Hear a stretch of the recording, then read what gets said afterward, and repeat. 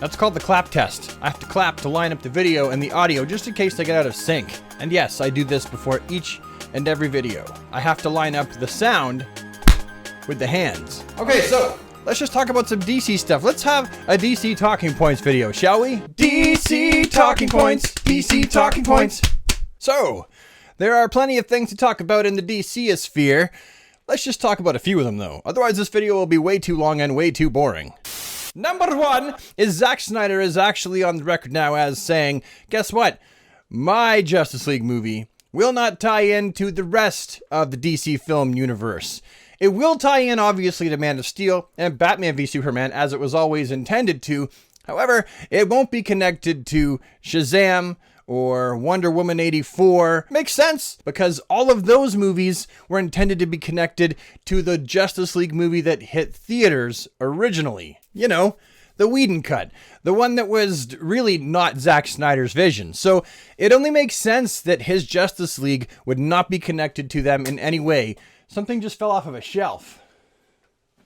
Apparently my Toy Biz Superman just couldn't take it anymore. Anyhow, all this basically alludes to the fact that now we're going to have a DC multiverse film universe. As in, there is a decisive point at the death of Superman where the DC film universe breaks into two, which makes sense because that is how the multiverse partly is made. You have all these different choices that can be made. I mean, there is the multiverse, which is different Earths, and obviously things are just different. But the multiverse can also be explained, at least in science. Maybe not necessarily in comics, but the multiverse itself can be explained as every choice you make that could be different spawns a different Earth, a different universe, a different place in the multiverse. I think that's physics or quantum physics or I don't know. I'm not a scientist. Anyhow, I'm really kind of glad that they're not just going to try and shoehorn the Snyder cut into the rest of the DC film universe, because the rest of the DC film universe, as I said, was created after the demise of Zack Snyder's Justice League cut that was originally intended to never see the light of day. If any of you folks collect action figures out there, which I'm sure a lot of you do, probably most of you do, then you'll likely be familiar with a fella with an account called Toy Shiz. He's got a YouTube account. He's also got an Instagram account. He's an all-around nice guy, and he shares a lot of general action figure stuff. Not just DC, just general action figure stuff. He is a DC fan, but he doesn't just segregate himself to DC like I do. Over on his account, he shared oh no, my phone changed, and now I'm looking at Mary Padine from Storage Wars. Hang on. Anyway, over on his account, he shared from another fella called @JWMP_show that Mafex actually has the new Batman Adventures Batman action figure slated for release sometime next year. That's, even for me, someone who doesn't collect the animated Batman figures, it definitely looks like it's a cool version. I'm waiting for more images to come out. Hold on, let's just do a quick Google search. Are there more images that have been released so far?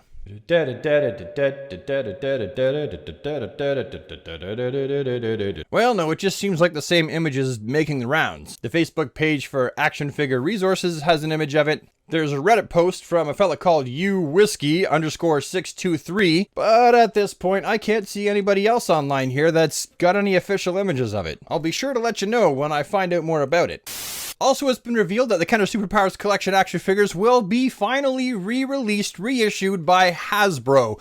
I know, the news broke, it has me super excited, and I can't wait to see how many of the original figures they decide to release into the general public. They better not get rid of those power action features and just give us the basic figures with no gears and stuff on the inside to make them do like this.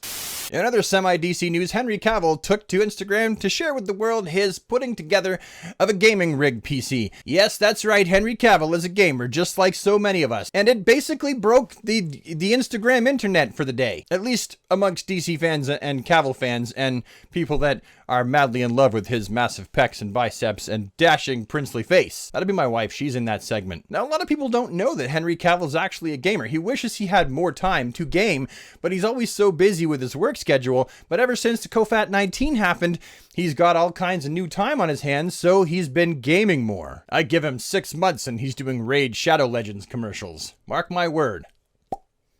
And finally, it has been revealed that HBO Max will be doing a Brandon Roth Kingdom Come Superman TV show. That's right, a Brandon Roth Kingdom Come Superman TV show. It's based off the fact that he did so well as his appearance as Superman in that great big CW crossover. Everyone was like, wow, more Roth as Superman. That is the best Superman ever. And so HBO Max has listened. They've heard our cries, and there's one in the works. Although at this point, there really is no further information as to when the pre-production and the filming will begin, and as to who else has been cast in some of the other higher up titular roles. Anyway, super friends, that's all from me today. Thank you so much for tuning in. 2 of these stories have been completely fabricated here on the channel, and I will see you next time. Bye for now.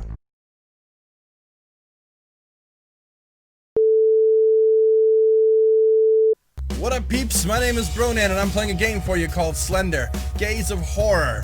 It's another Slender clone. And why? Because why not? That's why. Let's play! Trapped in your worst nightmare, you wake up in the middle of the night in an abandoned asylum, frightened, and accompanied by a dreadful silence. You set out in search of salvation, but a shadow hidden in the darkness is observing. You find the 8 pages. I don't really want to. This place looks... I mean, okay, so alright, so the graphics aren't exactly AAA. They're like you got close to something in like a game that's like 15 years old. But from far away, they look alright, right? Right? You know, everything's rusted. They don't really do much to vary things up. It looks like Silent Hill, like the bad version of Silent Hill. So, whatever, but... Hey, it's indie horror, and I love my indie horror. The cheesier, the better. As long as they have an ending. Okay, so I gotta find... Oh, behind you!